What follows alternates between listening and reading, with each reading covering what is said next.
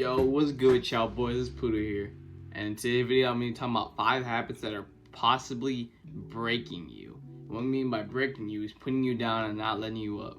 Before we get started, I've evaluated every one of these points, and yes, I do what I say. I do preach what I say, because it would be wrong of me to not preach what I say. Without further ado, let's get started. The first one is your energy is in the wrong places. This is a relatively new concept that I came up with, that I adopted from hearing it from someone else. But I thought about it, like, wow, this makes a lot of sense. When people say that they lack motivation, they lack confidence, they lack discipline, they lack I already said confidence, but they lack all that stuff, right? You don't lack it. Well, technically you do lack it, but the thing is, they make you seem like the energy is not there. You need to create that energy and grab it from somewhere. You have all that energy stored within yourself. It's you if you channel that energy into the right things.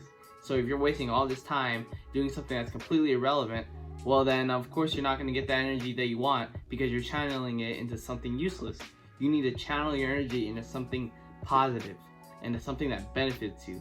And it could be something that you don't even want to do. But the thing is though, a lot of things that you need to do in life are the things you don't want to do. Next one, this one's huge. Social media.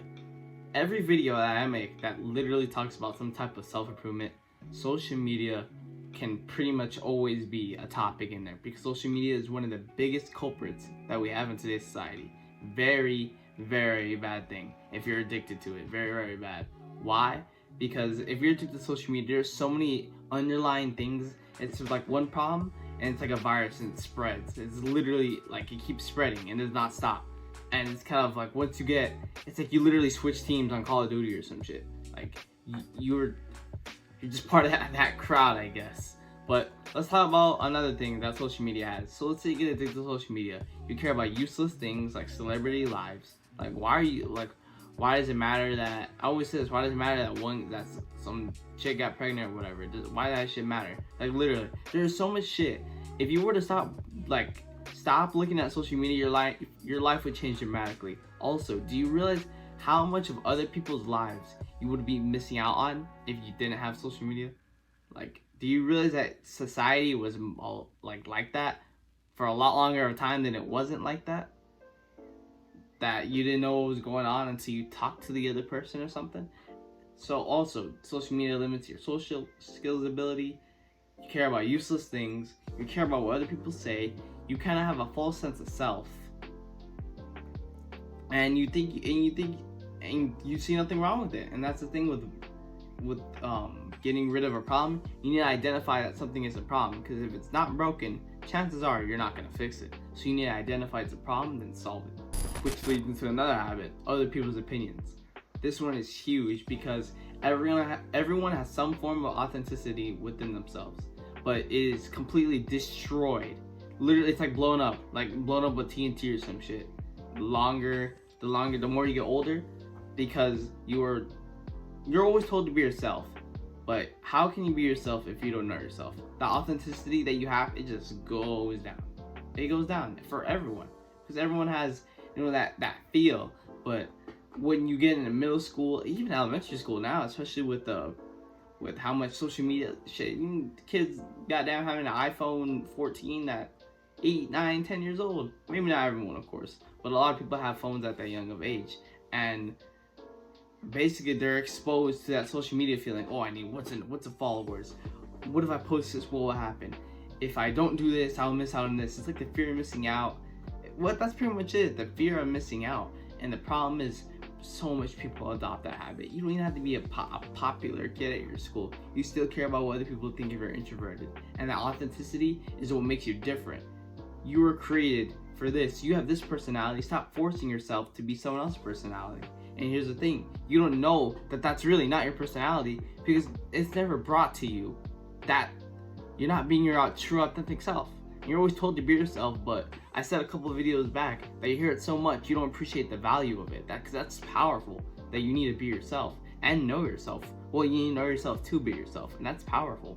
Next one I would say is that you need to apply this to your life. You could lead a horse to water, but you can't make it drink. And that quote is so powerful, because you could learn every single thing. You can learn all the math equations, all of them, literally know them all perfectly. But if you're not writing them down or anything, I mean, why does it really matter?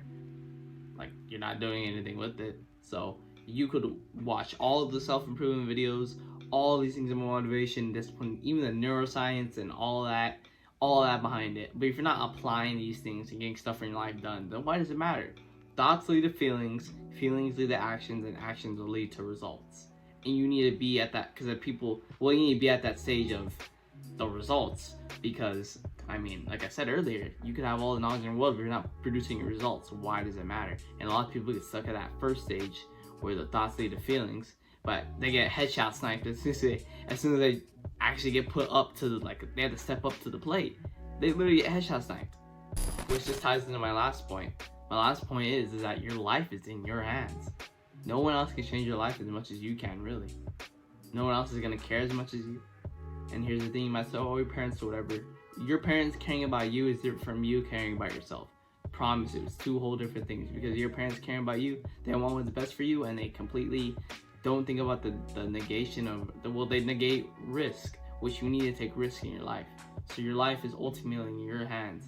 And I'm just that, your parents, do they know every single thought and feeling without speaking?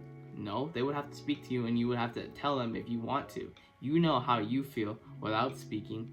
You look in that damn mirror, and what do you see? You see yourself, obviously. What else do you see? I mean, you can be stupid or whatever, but we're not being stupid right now. We're focused. But you are all you got, really. You are all you got. There's no one. There's not another you.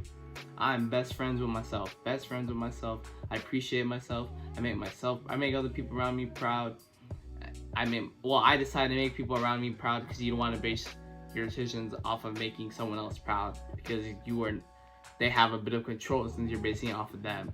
But I decided to make other people around me proud, but ultimately I decided to make myself proud. I decided to make myself a better person than I was the day previously, and that stacks up. If I'm a better person today than I was the day previously, then imagine 100 days from now. 100 days of becoming better.